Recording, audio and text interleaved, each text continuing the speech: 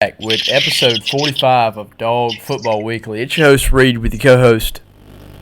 Russ. And today, Russ, episode 45. It's game week.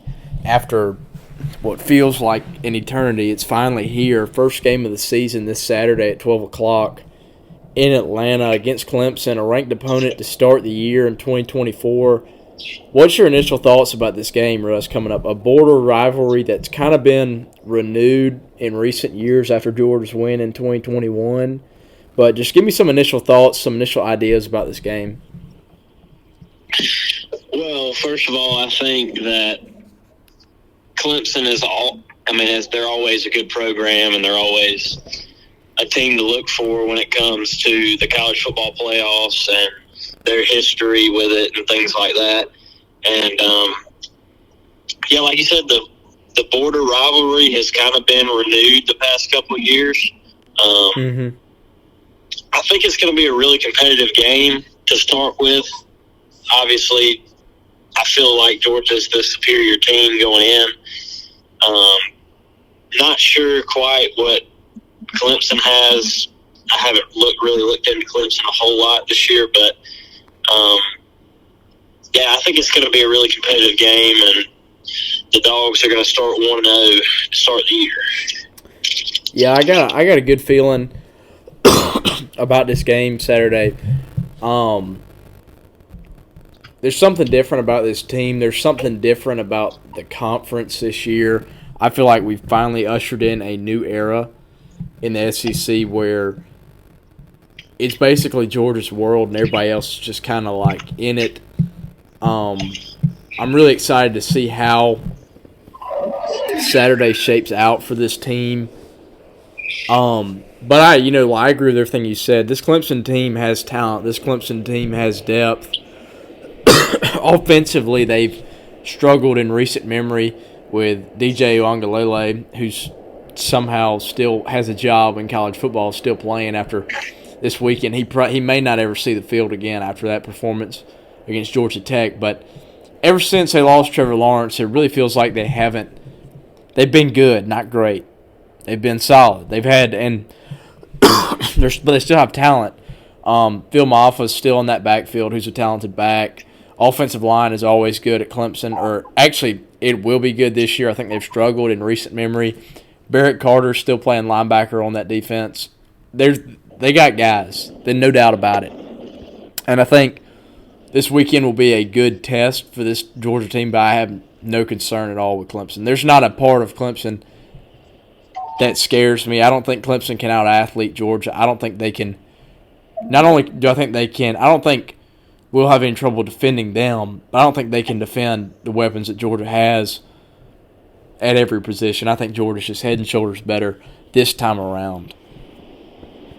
Yeah, I think it's a good game for Georgia to get season with, and play a team that's supposed to be pretty talented, and going in there and beating them and starting off hot. I think that's good for momentum and towards the harder games we have this season. Yeah, I think it will be a good. I don't know. I don't want to call it. I don't know what to call it, honestly. Georgia has maybe second to Florida, probably the hardest schedule in the country this year. Second hardest schedule. You're going to have to go to Texas. You're going to have to go to Alabama. You're going to have to go to Ole Miss. Those are, you could argue, 3 top 5 teams right there. 3 playoff teams maybe that you're having to go play. And, this is just a great start to the year. I think it sets the tone for the year. The line, Russ, has been moved all the way up to 13.5 points, which I think is interesting. What are your thoughts on that line, Russ? I think that's pretty accurate. Maybe it may be a little too high, but Georgia's going to have an explosive offense this year. Mm-hmm. And I think, we have a lot of players coming back on defense, a lot of young guys from last year. we got some young corners that are more experienced now. Dalen Everett. Jalen Everett. Dalen Everett. He should be better this year. Please, Last year, dear God, be better. Yeah. He's got to get better. Anyway, I think the defense is going to be pretty solid, and our offense is just going to dominate, really. I mean, Carson Beck is well on his way to a Heisman Trophy this year if he plays the way he's supposed to. Yeah. So I'm excited for it. Yeah, I think the key to Saturday is for this Georgia team, is don't let them hang around. Don't play with your food. This team is head and shoulders better than Clemson, no doubt in my mind. They should have no issue running the football, throwing the football, doing whatever they want on offense. Defensively, they should control the line of scrimmage. Clemson shouldn't be able to run the ball down your throat all night. But my main concern is that if you let a team stay around late in the third quarter, early in the fourth quarter, Dabo Swinney can still coach football. Dabo Swinney has 2 national championships. Not too long ago, Dabo Swinney was people were talking him up to be the heir following Nick Saban. People were talking him up to be the next Nick Saban. And now it feels like everybody's forgotten what that guy's done over there. But listen, if you let a Clemson team hang around in the fourth quarter, they can give you trouble, and they could sneak a win out here. Yeah. So I think that's my main key to the game is, attacking, getting out in front early. And I'm not saying you're going to be up 20 in the first quarter, but just controlling the football game and controlling the clock, controlling the line of scrimmage. What this team doesn't need is, a bunch of punts, 3 and outs, the defense always on the field. Clemson having long drives offensively and just controlling the clock. Because I think that's just what they want to do, is just try and grind something out with Georgia. Yeah, and speaking of another team, kind of, an ACC team, Georgia Tech beats Florida State. What are your thoughts on Georgia Tech for, we have to play them at the end of the season? I think Georgia Tech's legit. Everything I've seen all weekend is Florida State this. If you watch that game, Georgia Tech is legit. I don't think Florida State has a very good football team. But that doesn't really matter. It's the first game of the year, and if somebody hypes you up to be the preseason number 10 and you start the year number 10 in the AP poll, there's that means something. You kind of walk around a little different. You're an AP top 10 team, and Georgia Tech did whatever they wanted to them offensively, and defensively they played a heck of a game. Obviously, DJ may be the worst starting quarterback in Power 5 football, but Clemson still has a great. Florida State still has a great football team. I'm watching Clemson and LSU national championship right now on TV, actually, but that Florida State team still has talent. That Florida State team was 12-0 and won the ACC last year, and they brought back a lot of guys, some starters from that team. And Georgia Tech just did what they wanted. Haynes King played a great game. He's a great quarterback who's really found a system that works for him. And I think Brent Keyes actually has a team that will compete this year in the ACC. Yeah, I think, watching that first drive of that game, you were sitting there, you were like, Florida State's about to run away with this game. Mm-hmm. And all of a sudden, Georgia Tech just creeping back. They fall. Never too far away and just in striking distance. And that game is kind of how I feel about the Georgia-Clemson game. I think Florida State let them hang around. Yeah. And they saw what happened when they did. Yeah. So, yeah, I'm very impressed with what Brent Keyes has done at Georgia Tech. It wouldn't surprise me to see him, and I know Tech fans don't want to hear this out there, but see him leave Georgia Tech and go get a big-time job with what he's done. You could tell watching that game, those guys on that Tech sideline and that Tech roster bought in. You could see with how Haynes King's putting his body just on the line out there running the football. And by the way, that's the team that gave Georgia trouble last year. A lot of people forget, in Atlanta on that Saturday night last year, Tech gave Georgia some trouble offensively, doing all sorts of stuff with Haynes King back there running and throwing, and I was really impressed with how he played. I think they're a serious ACC contender. It's a 12-team playoff. They don't have a ridiculously hard schedule.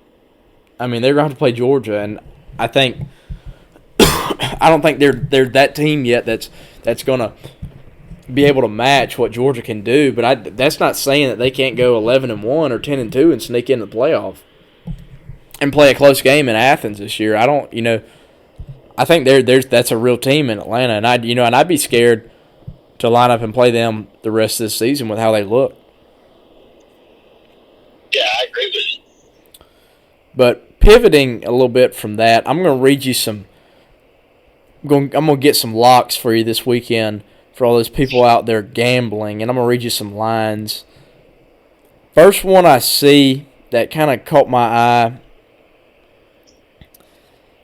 Penn State, only 8.5-point favorite over West Virginia Saturday. What do you like in that? You like Penn State minus 8.5, West Virginia plus 8.5, West Virginia outright? Who do you like in that? I have, no clue over that stuff. I'm taking Penn State. Mm-hmm. Probably. I mean, I've never really thought West Virginia ever really had a great football team. Mm-hmm. So I go Penn State. I think I'm going to take them.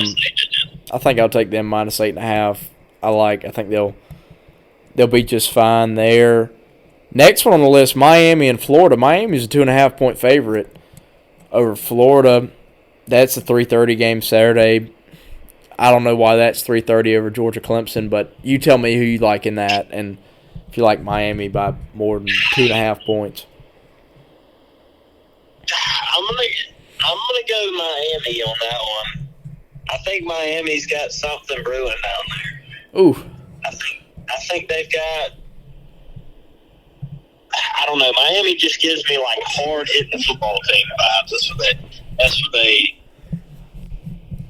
what Miami seems like to me. 2024 Miami or whatever, but I like it. I can't take Florida. I like it. 2024 Miami is the team of hard hitters. You heard it here first. That's a hard hitting football team. They're gonna give people problems. Hardest hitting football team. All right, your next line. This is the interesting one now.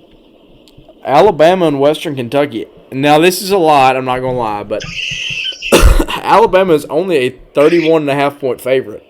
It's Western Kentucky. Only? Yes, only okay, Ohio State's a 50-point favorite over Akron.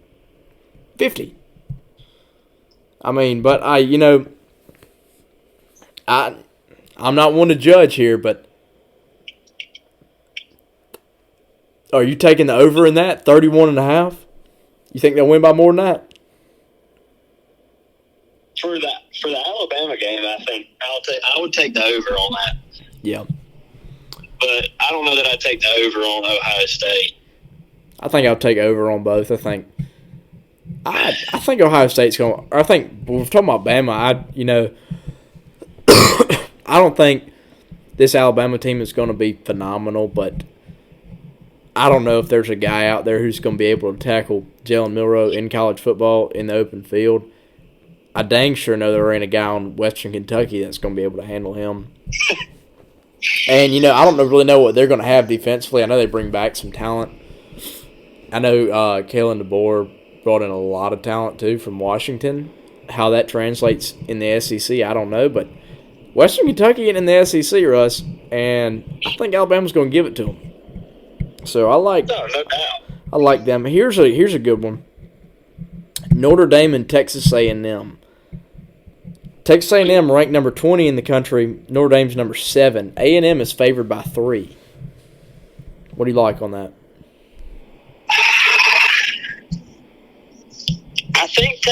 Texas A&M's got a good program Mm-hmm. going on down there.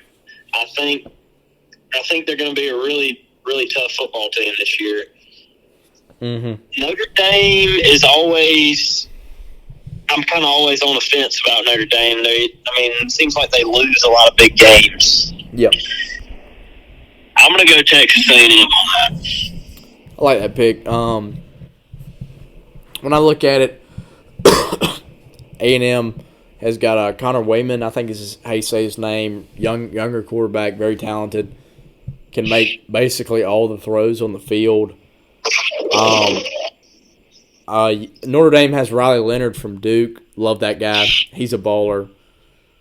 He's a game changer, really great football player. So I think you'll have a really close game, probably a very kind of in the middle scoring range, like high 20s, low 30s. I think it'll be a tough game. But, yeah, I like A&M. A&M's playing at home.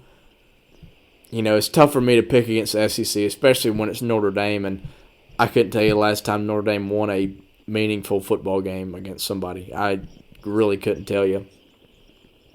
Yeah. But next one on the list here, this is ESPN Bet, by the way. This isn't, I'm not using FanDuel. I'm just scrolling on the app here. ESPN Bet has Michigan at only minus 21.5 over Fresno State. Defending national champs are only favored by 3 touchdowns against Fresno State. Can you name anybody on a Fresno State roster? Can you name one? And they're only favored. And listen, and 21. To be fair, that's a lot. That's a lot. And I get people are talking Michigan down like, oh, I mean, they're right now. They're the national champions. They are the national champions right now, and they're until they lose. They're only until they get the break speed off of them by somebody in a couple weeks. But that's besides the point. But I mean, they're favored by 21.5. That's it. I mean, that's a little low, Russ. I'm gonna say that's a little low for that one. I mean, and you know me, it'd probably be an easy pick. Though. Yeah, easy money for somebody out there. All the gamblers we have, all our listening gamblers out there, are just cashing. You can send us. We need a stipend or something, some sort of payment for all the free tips we're giving out tonight. But yeah, I see that number and I'm like, ugh. And I'm the biggest Michigan hater in the world. I hate Michigan. I hate Michigan. I hate Ohio State. I hate all of them. I wish those programs would just disappear. Or no, I wish they don't. I wish they go 0-12 every year. And I just hate them. But to me, I can at least be realistic and say like, hey, those guys were pretty daggum good last year. Whether they cheated, didn't cheat, I mean, we know they cheated, but I mean, still, they still went out there and played the football, and they're still, they're winning by more than 22 points. Yeah. One more I have, or actually two more. These are actually two really interesting picks. USC and LSU are playing in Vegas. LSU's favored by 4.5. That's on Sunday night at 7:30 on ABC. That'll be a really good one. Who do you like in that? I would say LSU. You like them more than 4.5 points?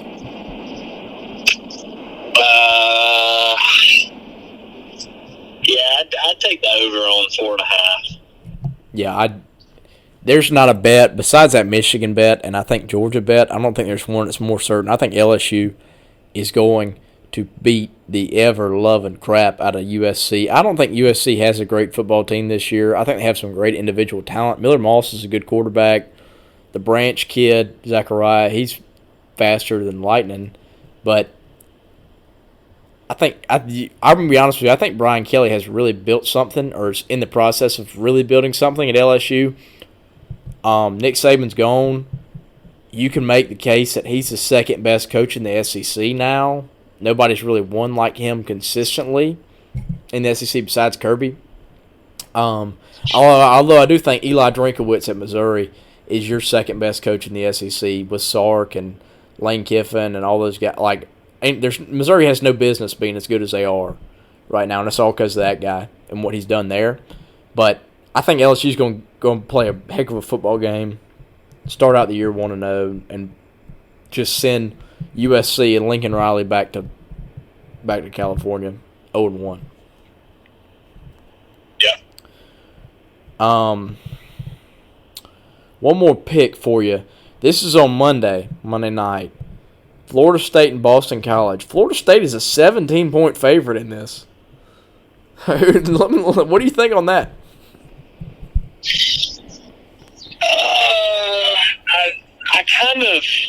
I think that it can be done. Yeah. I mean, Florida State, like you said, but they have a good football team. Mm-hmm. I don't think they're quite there yet, obviously, but they're playing Boston College. True. Boston College did give them extreme issues last year. Just you gave them everything they wanted and some. But I'm still gonna go. I might still take the over on that. Whew. All right, I'm gonna let you take that. I think this might be the only one we disagree on, folks. Maybe don't spend your money on this game because we're going to disagree. Because I think Boston College is going to win this game outright. Okay, I disagree. I think. Listen, they have a good team, no doubt about it. But you just got embarrassed in Ireland. You had to fly like. See, that's the thing. They weren't on their home soil. You had to fly like. You had to fly like 12 hours. Back to, I guess you flew into Atlanta or maybe Miami. You had to fly in, and you had to think the whole way home on the plane. No telling how much money your school just spent to send you over there. There was thousands of people there to watch. You're on a global stage at that point, technically. I mean, intercontinental. There's people in Europe watching you play. And you got beat by a team that, an unranked Georgia Tech team. I mean, how many people in Ireland do you think had really knew much about Georgia Tech football? But Florida State's this supposed powerhouse over here. I think they're down right now. I think that loss hurts morale. Also, I think DJ is awful and terrible, and he's built like the best. Like he could be the best quarterback in America, but he can't throw a forward pass. I mean, he literally would be a great quarterback. If the forward pass was illegal, he'd be the best quarterback in America.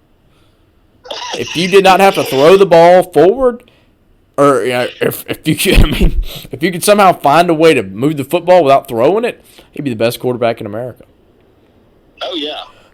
He's probably got the strongest daggum arm in the country. I don't know. Carson's got a strong arm. Quinn does too. Shout out those SEC guys. But he's got a pretty ball, but don't throw it.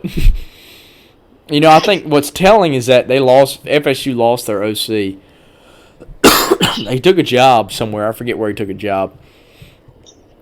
But I think it's telling that after you get your transfer guy in DJ, who's coming from Oregon State, who played some good football in the Pac-12, I'm not going to lie. He played well over there and really kind of made his own career and made his own name out there playing ball. But the Florida State offensive coordinator, he left, took another job, and Russ, he didn't even try to get DJ. He was like, "No, we're good. Trust me, man. We don't need that guy. Like we're plenty fine." And you're like, that's pretty telling. In this modern world of like, we need a quarterback, and he went somewhere where they ain't got a guy. But he was like, no, like I'd rather have what I got than pay this guy boatloads of money. I mean, he ain't worth a dime in NIL money. I mean, he'd have to pay me to go in the game. I would like if I was a booster, he would have to write me a check. I think he's the one who has the Dr. Pepper deal. He'd have to give me like 10 cases and I need something else to let him in the game like that. Like what I watched Saturday, and I feel bad for the guy because I feel like he's overhated sometimes. But I was like, this guy is awful.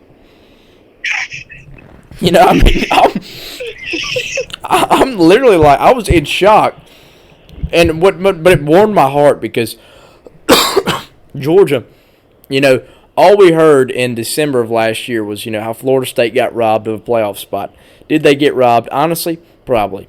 But Georgia got robbed too. And nobody was sitting here complaining. Nobody was sitting here whining and going on podcasts and going on Twitter and calling mommy and daddy and letting everybody know and calling Kirk Herbstreit every foul term that we can't use on this podcast because we're family friendly.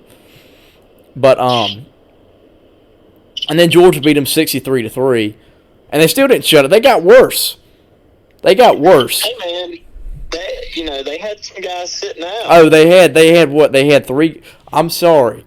It would have been 60. It would have been sitting out against Georgia Tech too. It would have been 63-6. Sorry. You would have gotten one more field goal if you had one more guy playing. So I'm really sorry. I forgot. That makes such a difference. I mean, and then the whole offseason, Keon Coleman is on RG3's podcast, and it's like, oh man, like we would have whooped them if we had our guys, and we would have done this and that, and like saying they would have won by 20. Like, I don't care who is on your, like, unless you have like an NFL defense that you've just been hiding in Florida, like you're just gonna have to match that 66 or 63. You're gonna have to match those 63 points, and you ain't doing that. I don't care if Tom Brady's playing quarterback. You ain't doing that. And so it warmed my heart to see them get beat. I'm sure they had somebody, guys sitting out for something. You know how it is. You know how it is. So I'm sure that I'm looking right now for some good excuses on the game. Looking for some reason for them to be complaining. But yeah, that just really, man, it really warms my heart. And I hope they get beat again. Because I feel like they're you want to feel bad for them because they went 12-0, they won the conference, did everything they needed to do, still didn't get a playoff spot. But at the same time, I'm like, can you just shut up? Like, learn to shut up, please. And that sounds rude, and I get that, but you sometimes, Russ, you got to learn. Like, part of it is just like eating your words and like, Like, when we get beat by Bama, we aren't out there like, oh man, this, and people, obviously sometimes, conventionally though, there are always a lot of bad calls in those games, questionable stuff. But we really usually for the most part bite the bullet and are kind of like, yeah, we kind of got beat. Like, we lost again for like the 10th time, 12th, 15th time in a row. Besides that one time. But, we're not out there like, oh, Alabama don't deserve a playoff spot. And when Alabama loses, we're not like, oh, man, we should have been in over them. Like, no, if you played Michigan, they would have put 70 on you. And then, they literally would have had to cancel the game probably, like in the third quarter. I don't know what to tell these people, but they may never let it go. No.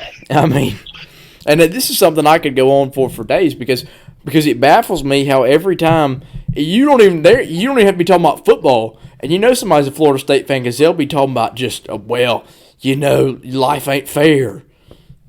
You go open Twitter app and somebody's talking about the election, and then you go down to read comments, and it's Florida State football fans arguing in Donald Trump and Kamala Harris's comments about who would they have picked Florida State to go in the playoff. That's literally what this is. It's turned into for them. Like, it is like somebody's going to devote they're going to have a legal battle in the future. It's crazy. It is crazy to me how and I guess they'll have to, and they're probably not going to get a 12-team playoff spot this year because they're probably going to go like 5-7, which they're going to be like, I can't believe we didn't get in. Went 5-7. Didn't get the at-large bid. Surprise, surprise. Kirk Herbstreit hates us. No, Kirk Herbstreit isn't on the committee, guys. Like, I really want to tell you, Kirk Herbstreit has nothing to do, really, with who gets picked. Like, it's your own people that pick you. It's your conference folks. And they all meet in that big secret meeting room and do all that. Yeah. But listen, we've been going for 30 minutes, and I think the past 15 has just been flaming Florida State. So that's going to do it for today's episode of Dog Football Weekly. We hope you enjoy watching Georgia beat the brakes off Clemson this weekend.